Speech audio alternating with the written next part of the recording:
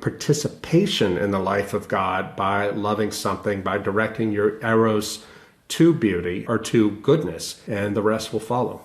Yeah, I think that's right. The deepest forms of knowing and the deepest forms of human experience are not propositional knowledge. Like, there's nothing wrong with propositional knowledge, but, our propositional knowledge is based on gripping, right? It's based on this encounter with the world and this encounter with people as well.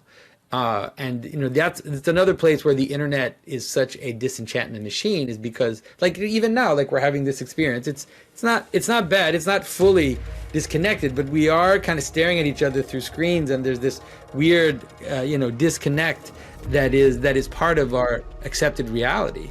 But when you stand with someone, you stand next to someone, even in silence, you just have this.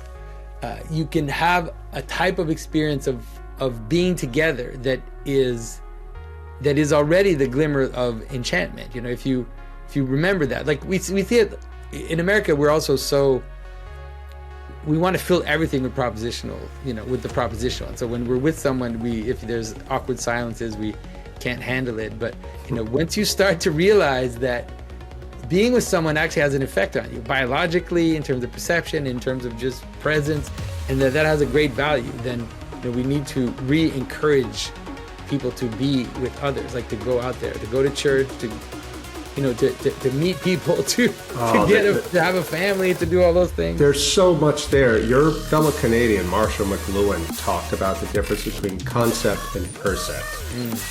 Percept is a direct participation in something, the perceiving of a phenomenon. Concept is what happens when the percept is turned into some abstraction, words or something symbolic. And we have to have concepts to have an intellectual life, to get along.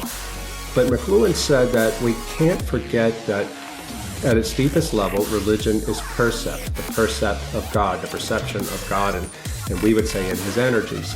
Our problem, said McLuhan, is we get stuck on concept, and without realizing it all the time, we turn religion into concept. And it's at that level, when it gets stuck in concept, or to use Ian McGilchrist's language, when religion gets stuck in the left brain, that it begins to die. McLuhan said that everyone he knew who ever lost their faith did so by first ceasing to pray, because prayer is the way that most people, and it's the ordinary way of maintaining the percept with God.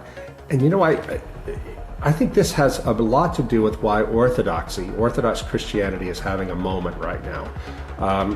When I was in a press trip to Turkey, to the Seven Churches of Revelation, with some other Christian journalists a couple of years ago, and there was one guy there, a Pentecostal, I think he was, and he brought his virtual reality headset so he could go to church in the, what they call it, the megasphere, the mega world, that, virtual reality, whatever that thing was that Facebook was doing. Like a church, like in virtual reality? Yeah. And what he was doing was they would meet, all the people there would meet virtually, and they would have their little worship service, and he thought this was awesome. And he said, this is the future of Christianity. I said, no, it's not. No, it's not. And I said, it would never work for us Orthodox and Catholics and other sacramentally oriented Christians.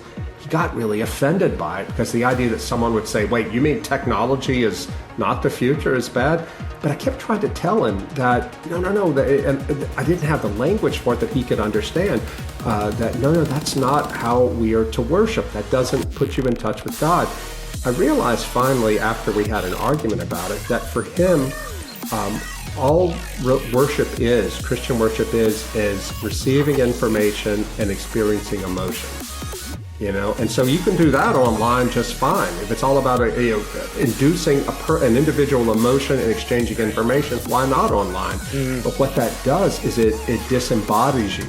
And I one of the things I learned working on this book is how the way we perceive the world formats us. And to get right to the point, if you spend most of your time online, it begins to train your mind and your sense of reality and your sense of ontology into thinking that everything is manipulable. I think that it is not a coincidence that we've seen the explosion of transgenderism and gender dysphoria in the first generation raised online. Because they're so so far apart, so alienated from the physical, that they come to believe that of course they can manipulate things into reality. All things should be digital. The body is digital. We can impose our will on it. And I think if you get out and touch grass and see people and live in the real world, the physical world, it changes you in positive ways. The less you do of that, the more distorted your perception of reality is. Yeah. Wow.